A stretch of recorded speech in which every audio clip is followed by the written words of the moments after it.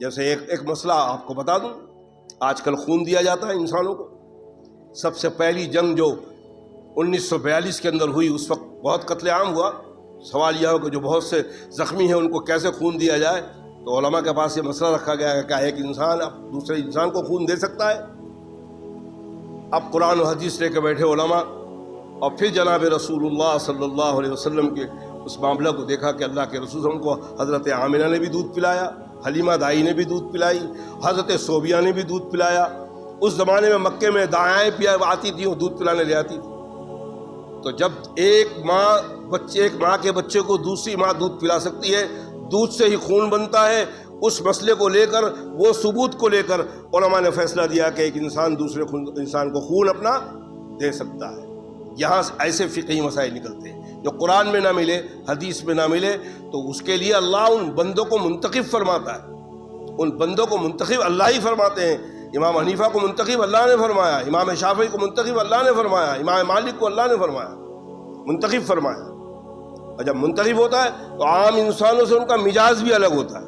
حضرت امام حنیفہ رحمۃ اللہ علیہ کے بارے میں علم کے معاملے میں اتنا اللہ نے علم عطا کیا تھا کہ ایک شخص، آپ کلولہ کرتے تھے ظہر کی نماز کے بعد، ظہر سے پہلے کھانا کھا لیتے تھے، ظہر کی نماز کے بعد کلولہ کرتے تھے، 1 گھنٹہ لیٹتے تھے، کیونکہ رات بھر آپ سوتے نہیں تھے.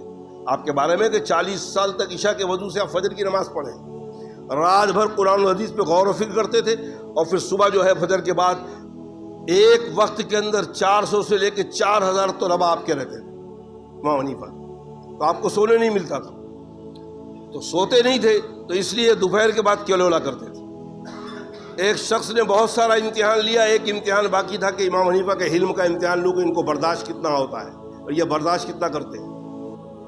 آپ ظہر کی نماز بعد کلولہ کرنے لیٹے تھے، آنکھ لگی اور جا کے اس نے دروازہ اس آواز دی. اس زمانے میں تو پردے لگے رہتے، آواز دی اس نے.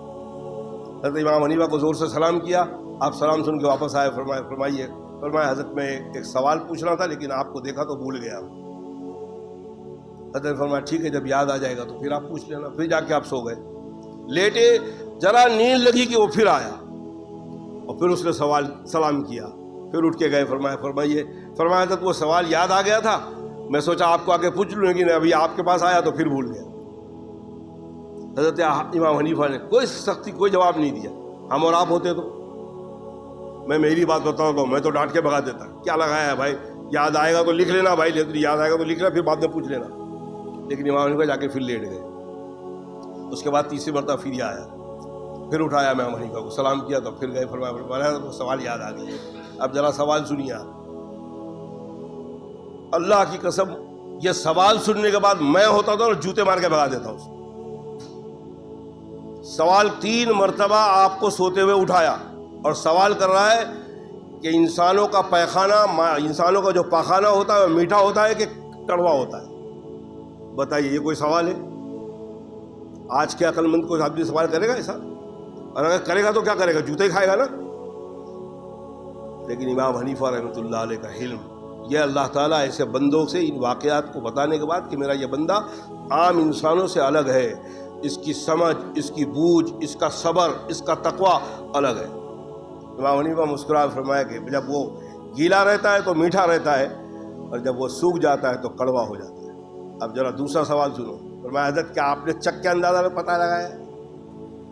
اب انسانوں کو میلا کوئی چکتا ہے، لیکن وہ امام حنیفہ پوچھ رہا ہے کہ آپ نے کیا چک کے پتہ لگایا؟ فرمایا نہیں.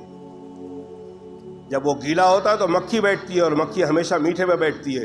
جب وہ سوکھ جاتا ہے تو اس میں مکھی نہیں بیٹھتی. اس سے میں نے اندازہ لگایا کہ جب گیلا ہوتا ہے تو میٹھا ہوتا ہے، اور جب سوکھ جاتا ہے تو کڑوا ہوتا ہے. پیر پکڑ لیا امام حنیفہ کے. فرمایا اللہ نے آپ کو نوازا ہے، اللہ آپ کی عمر میں برکت عطا فرمائے. میں نے ایسے ٹیڑھے سوالات کیا لیکن آپ نے اس کا جواب دیا. اللہ ان کی قبر کو نور سے بھر. یہ ہوتے ہیں اللہ کے بندے، ایسے انداز میں بندے ہوتے ہیں، تب اللہ ان سے کام لیتا ہے. تو بہرحال بتانا مقصد یہ تھا کہ کعبۃ اللہ کو اللہ کے نبی صلی اللہ علیہ وسلم جب ہجرت کر رہے ہیں، ایک مقام پہ کھڑے رہ کے فرمایا کہ اے کعبہ، اے مکہ، پوری دنیا میں تو مجھ کو بہت عزیز تھا. اگر تیرے رہنے والے مجھے ستاتے نہیں اور مجھے مکے میں رہنے دیتے تو میں کبھی مکہ چھوڑ کر نہیں جاتا. مکہ اتنا عظیم ہے.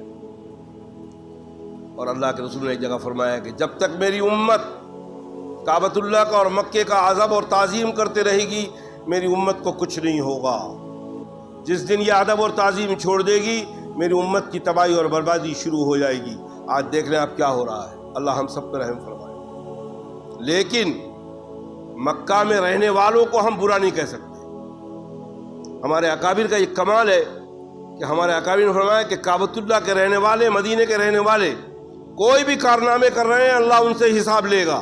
اللہ عالم الغیب ہے، اللہ انکا علیم بذات الصدور ہے، لیکن ہم چونکہ مدینے میں اور مکے میں رہنے والے ہیں، اس لیے ہم ان کے خلاف زبان نہیں کھولیں گے، کیونکہ مکے کا اور مدینے کا ادب اللہ کے رسول صلی اللہ علیہ وسلم نے بتایا ہے کہ مکہ کے رہنے والوں کو دنیا کے تمام علاقوں کے رہنے والوں سے مکہ کے رہنے والے بہت افضل ہیں، اس لیے کہ کعبۃ اللہ کے پاس رہ رہے ہیں۔ اسی طرح مدینہ تو رسول میں محمد رسول کے پاس رہنے والے دنیا کے سارے علاقوں سے رہ کے، آج آپ کا ایمانی عقیدہ ہے نا کہ دنیا کے اندر، اور سائنسداں لیڈی جب اوپر گئی ہے تو اس نے تو یہی دیکھ کے بتایا کہ پوری دنیا اندھیرا لگ رہا تھا، دو ہی جگہ روشنی آ رہی تھی، اور وہ دو جگہ روشنی تھی آپ کا مکہ اور مدینہ کے، ایک طرف اللہ کا گھر ہے اور ایک طرف جناب رسول اللہ صلی اللہ علیہ وسلم آرام فرما۔ تو کعبۃ اللہ کو یہ عزت اس لیے ملی کہ محمد الرسول اللہ کو پیدا فرمایا، جوان بنایا، اور اس کے بعد پہلی وہی غار حرا میں آئی۔ قرآن کا اترنے کا سلسلہ کعبۃ اللہ مکہ سے شروع ہوا، اور پھر مدینے میں جا کے وہ اینڈ ہوا، اور مدینے کے اندر جا کے جناب رسول وفات پائے۔ تو کعبۃ اللہ کی عزت یہ ہے، اس کی عظمت کا معاملہ فرمایا، آپ اس کی طرف تھوک نہیں سکتے، کعبہ کی طرف تھوکنا منع کیا ہے۔ اس پر فقہ نے پھر فقہی مسئلہ نکالا کہ آپ ایسی جگہ چل رہے ہیں، روڈ پہ ایسا چل رہے ہیں، آپ کو چلتے چلتے بھی آپ کو سیدھی طرف تھوکنے کا حکم نہیں ہے، شریعت منع کیا ہے سیدھی طرف مت تھوکو، کیونکہ سیدھی طرف نیکیوں کا لکھنے والا فرشتہ رہتا ہے۔ جب بھی آپ تھوکیں، اگر تھوک آیا ہے تو آپ کو بائیں طرف الٹے طرف تھوکنا ہے، کیونکہ یہ برائی کو لکھنے والا فرشتہ رہتا ہے۔ لیکن آپ چل رہے ہیں اور بائیں طرف کعبۃ اللہ آ گیا تو فرمایا اب چونکہ کعبۃ اللہ کی طرف تھوکنا نہیں ہے، اس لیے آپ کو جھک کر نیچے تھوکنا ہے، بائیں طرف نہیں تھوکنا، کیونکہ بائیں طرف کعبۃ اللہ آ گئے۔ علماء نے لکھا ہے کہ اگر آپ کے پیر میں تکلیف ہے اور نماز کے لیے آپ کو دونوں پیر سامنے قبلے کی طرف کر کے نماز پڑھنا ہے، یا مجبوری ہے آپ کا پیر مڑ نہیں رہا ہے، تو آپ کعبۃ اللہ کی طرف پیر کر کے نماز پڑھ سکتے ہیں۔ مجبوری میں نماز جائز ہے، لیکن وہی آدمی نماز کے علاوہ جب کبھی بیٹھے، چونکہ اس کا پیر مڑتا ہی نہیں ہے، وہ اسی انداز سے لمبا رہتا ہے، تو نماز کے علاوہ جب بھی وہ بیٹھے تو کعبے کی طرف پیر کو لمبا نہ کرے۔ یہ کعبے کا ادب ہے، کعبے کی طرف آپ کو تھوکنا نہیں ہے۔ آج تو مسلمانوں کو مسئلہ پتہ ہی نہیں ہے کہ ہم کو تھوکنا کدھر ہے، معلوم ہی نہیں ہے۔ اور سب سے بڑا مسئلہ یہ کہ ہمارے اس جمعہ کے ممبر کے اندر یہ سب باتیں بتائی نہیں جاتی کہ کم سے کم اللہ کے بندے جو جانتے نہیں ہیں اس بات کو جان لیں اور اس پر عمل کریں، اللہ کے محبوب بندے بن جائیں۔ تو یہ کعبۃ اللہ کی وہ عظمت۔ پھر حضرت ابراہیم کو پورا کعبہ بننے کے بعد فرمایا اللہ نے کہ اب آپ اعلان کرو، کیونکہ آپ نے دعا مانگی تھی۔ اسی قرآن میں حضرت ابراہیم کی دعا ہے کہ اللہ اس کو، میری ذریات کو، اس مکے کو اے اللہ عبادت گاہ بنا دے، حاجیوں کا مسکن بنا دے، اور پھر یہاں جو بستی میری اولاد رہے وہ بھوکے نہ مریں، پوری دنیا کے ثمرات پھل فروٹ اے اللہ یہاں پیدا ہو۔ مکے میں کوئی چیز پیدا نہیں ہوتی، مدینے میں کھجور کا آپ دیکھ لیجئے، مدینے میں گوڈاؤن کے گوڈاؤن، مدینے میں، مکے میں کھجور، اور اللہ تعالیٰ نے اسباب پیدا کیا کہ حضرت ابراہیم کی دعا قبول کی۔ آپ جائیں مکے میں، دنیا کی ساری خالی پھل فروٹ کی بات نہیں ہے، دنیا کے ہر علاقے کی چیزیں ملیں گی آپ کو، بہترین مسلح، بہترین چادر، بہترین قالین، بہترین فروٹ، ساری دنیا کے اندر جو فروٹ نہیں ہے وہ آپ کو مکے میں مل رہے ہیں۔ یہ حضرت ابراہیم کی دعا کو اللہ نے قبول فرمایا۔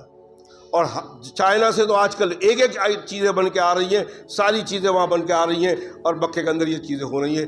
یہ کھلی ہوئی معجزہ ہے حضرت ابراہیم علیہ السلام کا اور جناب رسول اللہ صلی اللہ علیہ وسلم کا۔ تب اللہ نے حکم دیا کہ اب اعلان کرو کہ لوگ یہاں آئیں۔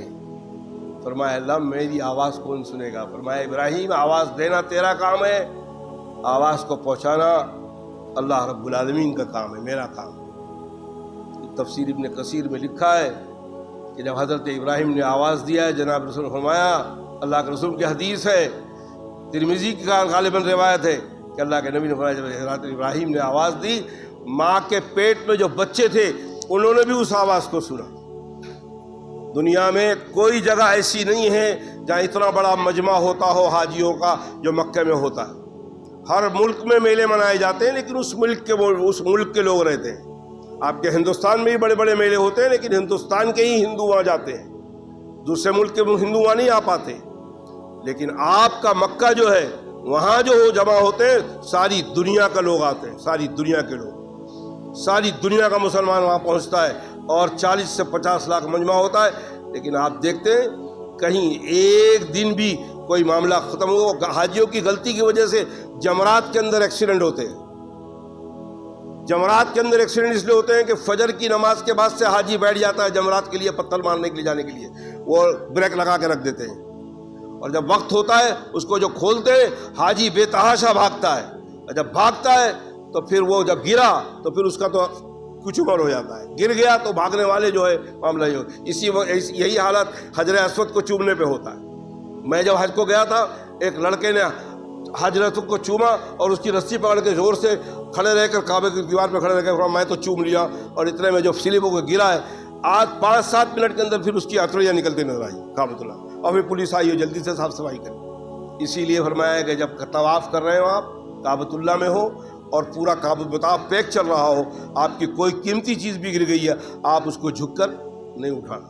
مکے میں رہتے ہوئے تو 3 بات کا بہت خبر, نظر اور ذہن کو بہت سوچ سمجھ کر خواب استعمال کریے. نظر کا بہت استعمال کریے کہ نظر دیکھیے کہ ہم طواف کر رہے ہیں تو رکن یمانی کہاں ہے, حجر اسود کہاں ہے, اس کا دھیان رکھیں. تو یہ ادب ہے کعبۃ اللہ.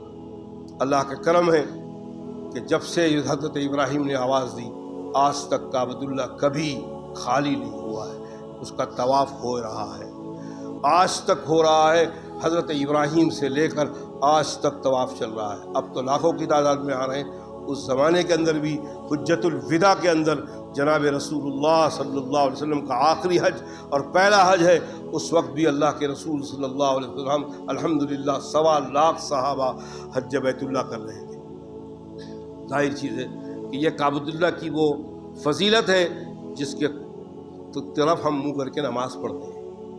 حضرت اسحاق کو حضرت اسماعیل یہودی حضرت جناب رسول کو اسی لیے نہیں مانتے کیونکہ وہ کہتے ہیں کہ قربانی حضرت اسحاق کی ہوئی معاذ اللہ. اور دوسری بات یہ کہ حضرت اسحاق کا قبلہ بیت المقدس تھا, حالانکہ حضرت اسحاق نے بیت المقدس کو نہیں بنایا تھا. بیت المقدس میں جا کے تمام انبیاء علیہ السلام کی قبریں تھی. حضرت سلیمان علیہ السلام نے بیت المقدس کو تعمیر کروایا, لیکن وہ حضور اکرم صلی اللہ علیہ وسلم کے ہم مسلمانوں کا بھی قبلہ اول تھا. 17 مہینہ آپ بیت المقدس کی طرف نماز پڑھیں اور منہ کر کے نماز پڑھتے. لیکن فاروق اعظم رضی اللہ تعالیٰ کا کہنا ہے کہ آپ یہ جو مقام ابراہیم ہے اس وقت یہ مطلب بیت المقدس جو ہے کعبۃ اللہ یہ ہے تو بیت المقدس ادھر ہے. تو اللہ کے رسول صلی اللہ علیہ وسلم اس انداز سے کھڑے ہوتے تھے کہ کعبے کی طرف بھی ہو آپ کا منڈا ایک طرف بیت المقدس کی طرف تو اور ایک طرف کعبے کی طرف ہو, اس انداز سے آپ پڑھتے تھے. اور دلی تمنا یہ تھی کہ جو ابراہیم کا خانہ کعبہ ہو, جا کعبہ ابراہیم کا تھا, حضرت ابراہیم اسی خانہ کعبہ کی طرف منہ کر کے نماز پڑھتے تھے, حضرت اسماعیل اسی طرف نماز پڑھتے تھے. دل میں تمنا یہ تھی کہ میرا بھی کعبہ وہ ہو جو میرے جد امجد حضرت ابراہیم کا ہو. اللہ نے اور حضرت فاروق اعظم رضی اللہ تعالیٰ عنہ ساتھ ساتھ چل رہے ہیں اور صورت نازل ہو رہی ہے. قد نرا تقلب وجهك في السماء فلنولينك قبلة ترضاها. اے میرے محبوب صلی اللہ علیہ وسلم, آپ کا بار بار آسمان کی طرف نظر اٹھانا اور منہ اٹھانا ہم نے دیکھ لیا اور آپ کے وہ انداز ہمیں پسند آیا. ہم نے قد نرا تقلب وجهك في السماء فلنولينك قبلة ترضاها. آپ اپنا قبلہ وہی بنا لو جو آپ کے جد امجد حضرت ابراہیم کا قبلہ تھا.